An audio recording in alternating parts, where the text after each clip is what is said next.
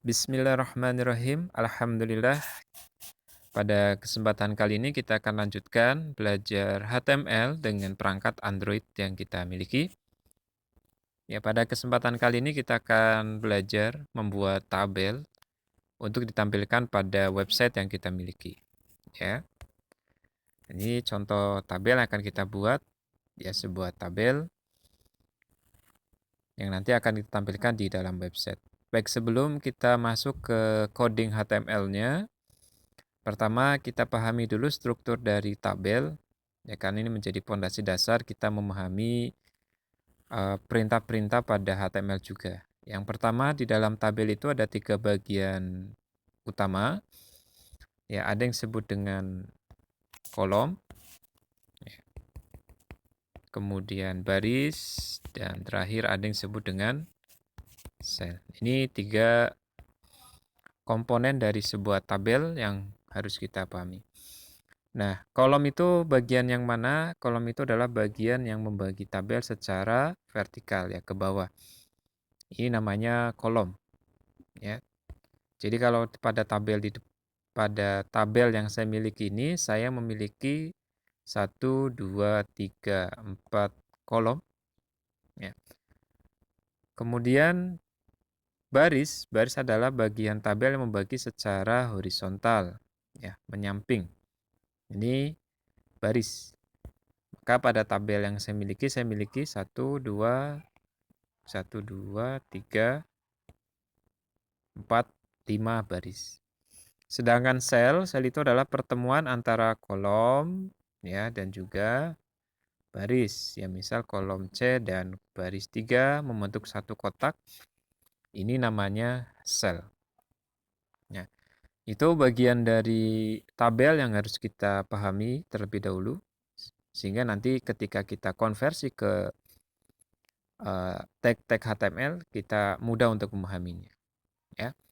Dan di sini ada sebuah sel yang saya gabungkan ya. Jadi ini aslinya 2 sel ya. Sel D3 dan sel E3. Kemudian saya gabungkan. Nah, istilah menggabungkan sel di dalam tabel itu namanya merge ya. Merge. Istilahnya merge. Oke. Merge cell. Nah, ini istilahnya. Jadi menggabungkan beberapa sel menjadi satu sel ya. Nah, itu istilah-istilahnya agar nanti kita tidak asing dengan istilah-istilah tersebut ketika membuat tabel di dalam HTML. Baik, kita langsung ke TKP-nya.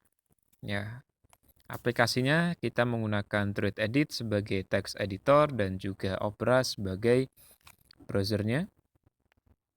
Langkah pertama kita simpan dulu ya file yang masih kosong ini dengan nama latihan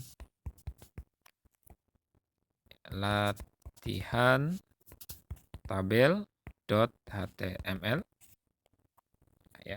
Kemudian seperti biasa kita buat struktur HTML dasarnya.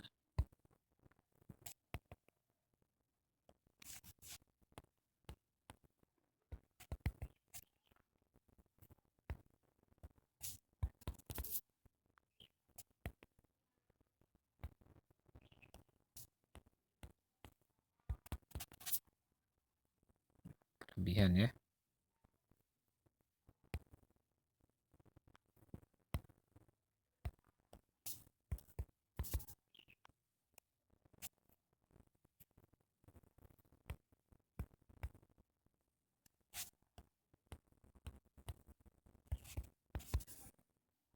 Oke, kemudian untuk title-nya, ya, judul dari halaman yang kita buat, ya kita kasih nama latihan tabel seperti ini.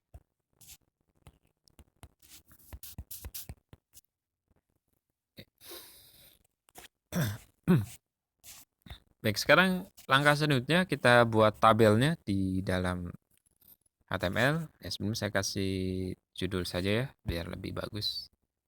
Dengan heading H1 latihan tabel.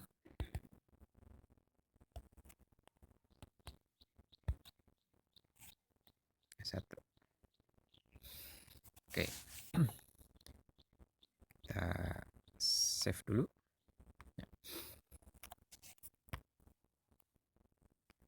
sambil mengenal tag-tag yang sudah kita buat ya, sehingga tidak lupa. Baik, selanjutnya untuk memasukkan tabel, ya tag yang digunakan adalah tag table. Dan sama seperti HTML yang lain, dia memiliki tag penutup. Nah, oke. Baik. Ini tag yang akan digunakan untuk menampilkan sebuah tabel di dalam browser yang kita miliki. Selanjutnya kita buatkan barisnya. Ya. Untuk membuat baris, ya kita tag yang digunakan adalah tag tr. Ya. Tr, ini satu baris. Kemudian ya, untuk kolomnya, ya, perintahnya adalah tag td.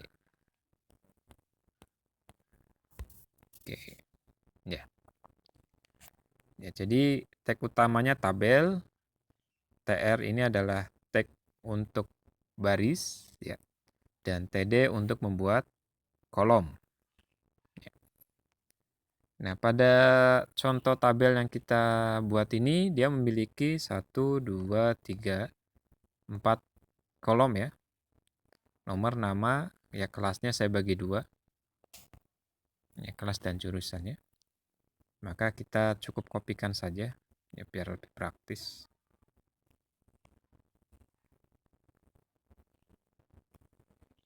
Saya copy.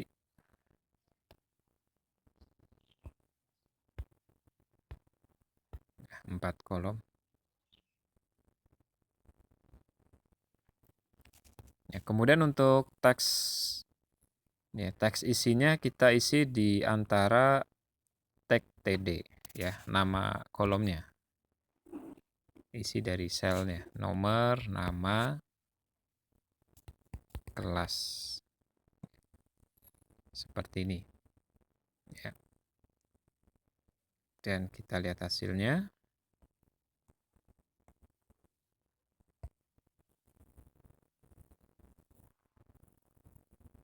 Oke ya, nomor, nama, kelas. Ya, sudah jadi. Oke, selanjutnya kita buat isi bawahnya dulu. Ya, isi bawahnya kita buat baris baru tr.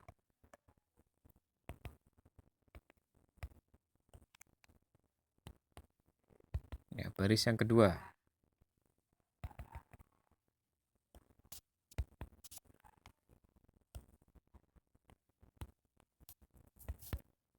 Oke.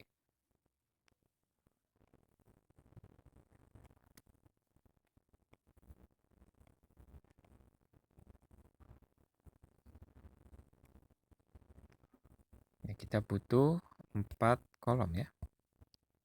1, 2, 3. Ya, 4 kolom. Dan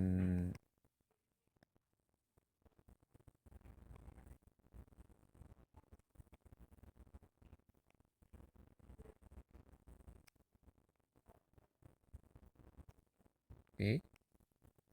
Kita langsung buat saja agar tidak mengetik ulang.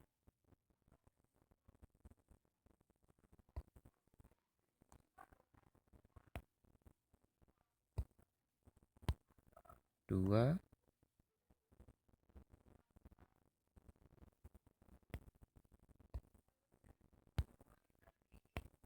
tiga. 1, 2, 3, 4 ya, karena tadi ya kita ingin buat datanya 4.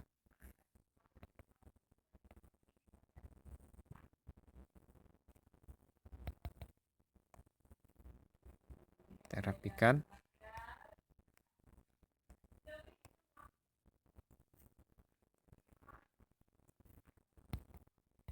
Oke. Dan kita isikan isi dari tabelnya. Ya. Ini kolom number ya, tadi nomor 1, 2, 3, 4 ya. Jadi lurus ya. TD pertama untuk nomor, TD kedua untuk nama, biru, Sodikin.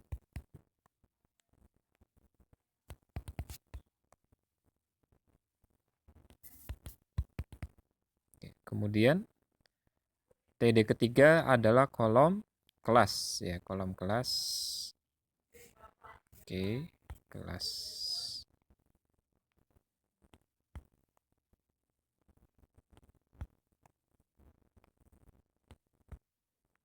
Dan TD terakhir adalah untuk jurusannya.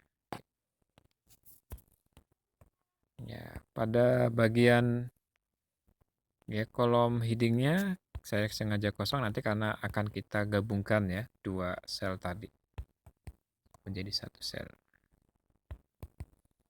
Oke, seperti ini kemudian kita simpan dan ya, kita lihat dulu hasilnya. Nah, ini struktur tabelnya seperti ini. Ya, setelah kita simpan, kita preview di browser. Kita lihat hasilnya. Oke, ya, sudah muncul ya. Ya, nomor, nama, kelas, dan jurusannya 1, 2, 3, 4, Sodikin. Baik. Ya, kita lanjutkan penjelasannya. Itu struktur dari tabel, ya, struktur utamanya. Sekarang kita bahas tentang atribut-atributnya, ya. Nah, pertama pada tabel dia memiliki atribut width ya yang digunakan untuk mengatur lebar dari tabelnya secara keseluruhan.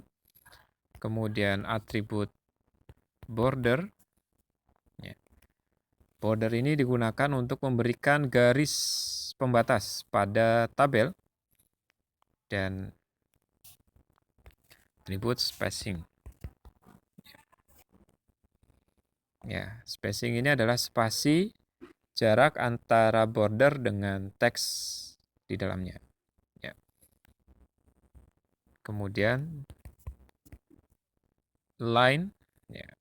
Line ini untuk perataan, ya, letak tabelnya. Oke, pertama kita isi dulu untuk width-nya. Misal kita isi agar lebarnya sesuai. Nah, di sini teman-teman harus paham ya lebar dari perangkat yang digunakan. Ya. Jadi tabel ini nanti akan ditampilkan pada perangkat apa sehingga lebarnya sesuai dengan perangkatnya. Ya. 600. Nah, kita lihat perubahannya seperti apa ya. Preview browser. Nah, ini ketika kita set menjadi 600. Oke. Kemudian bordernya bisa kita isi 1. Ya. Spacingnya 1 dan line-nya center. Oke. Kita lihat perubahannya. Oke, ya, tabelnya akan tepat di tengah-tengah. Ya. Nah, di sini sudah ada bordernya, ya, garis pembatasnya. Karena tadi kita memberikan atribut border pada tabel sehingga muncul ya bordernya. Nah, kalau kemudian kita isi dengan angka 0, oke, seperti ini saya save. Kemudian saya preview in browser. Nah, maka bordernya akan hilang. Ya. Jadi border itu fungsinya adalah memberikan garis pembatas pada tabel yang kita miliki, ya. Sedangkan spacing ini adalah spasi jarak antara border dengan teks ya dalam satuan pixel. Sekali lagi dalam satuan pixel. Oke, karena saya ingin ada garis batasnya saya tuliskan border 1 dan line di sini adalah letak dari tabelnya ya. Kalau kita tuliskan right, oke, kanan. Ya, maka kita lihat hasilnya.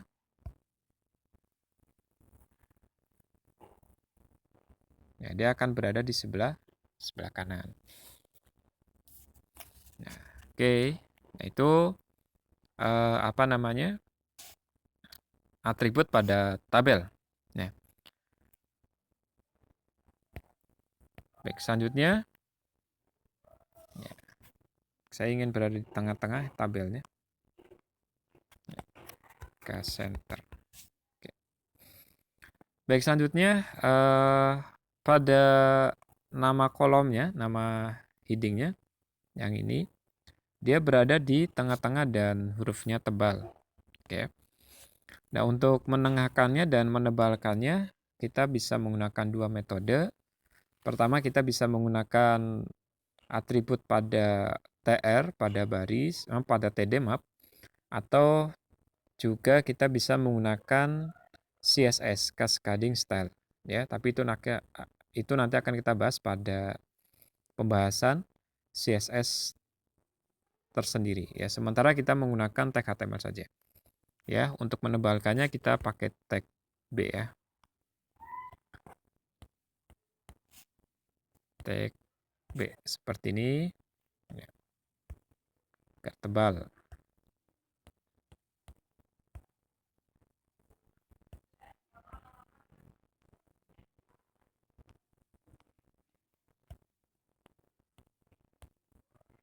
Ya. Kemudian untuk menengahkannya kita gunakan atribut align center.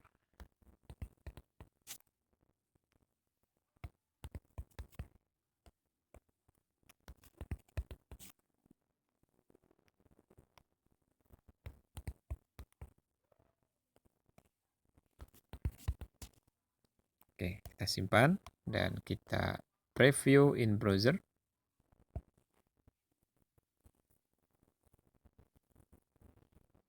Ya. Nah, hurufnya tebal dan sekarang teksnya sudah berada di tengah sel. Nah, sekarang PR selanjutnya adalah menggabungkan ya sel pada kelas dan jurusan ya di sini agar menjadi satu sel. Kita merge-kan. Ya. Nah, untuk menggabungkan sel di dalam tabel ya. Di dalam tabel itu ada dua. Pertama ada call span ya.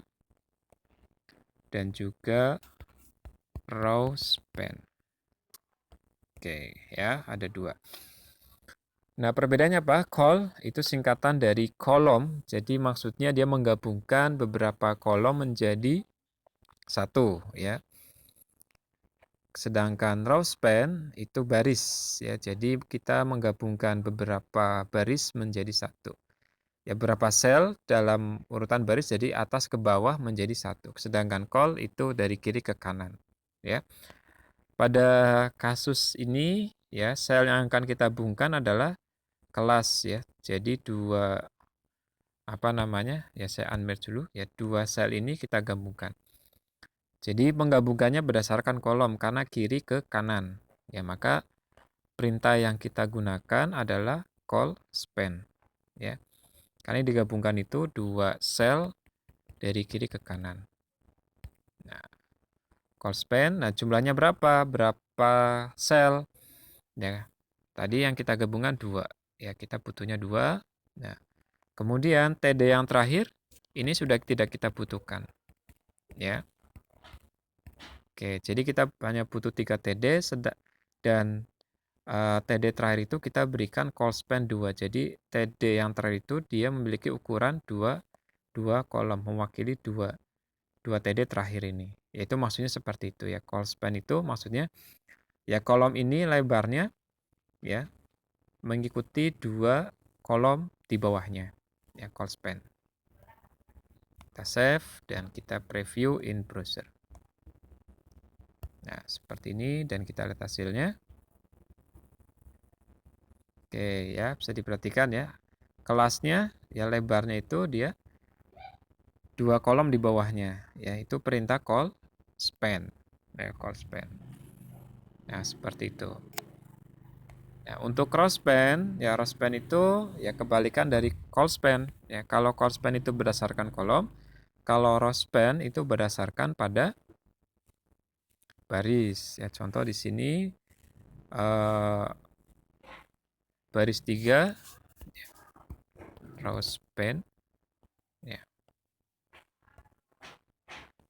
Ya, saya ingin menggabungkan ya merge-kan baris 3 dan 4. Ya, maka ini dihapus ya. karena sudah diwakili dengan raw span ya. Dan kita lihat efeknya. Oke, saya perhatikan ya, angka 3-nya itu dia lebarnya sesuai dengan 2 baris Mamat dan Rahman, karena ya 3 ini menggabungkan antara sel 3 dan sel 4 yang sebelumnya ya. Nah, bisa diperhatikan perbedaannya, sel 3 dan 4. Nah, ketika kita menggunakan raw span, ya maka 4-nya itu akan digabungkan ke 3 dengan syarat 4-nya juga dihapus ya. Karena 3 itu sudah mewakili 2 baris. Sedangkan kalau kelas ini menggunakan call span. Ya. Oke. Ya, biar nggak bingung ya. Nah, itu tentang tabel ya. Baik ya. Nah, ini ya hasil akhirnya seperti ini. Oke. Baik, ya demikian materi tentang tabel pada HTML. Ya, bila ada pertanyaan nanti silakan ditanyakan di kolom komentar. Ya, dan sering-sering latihan agar semakin paham ya terkait dengan tabel. Oke, saya kira cukup untuk saat ini. Terima kasih. Assalamualaikum warahmatullahi wabarakatuh.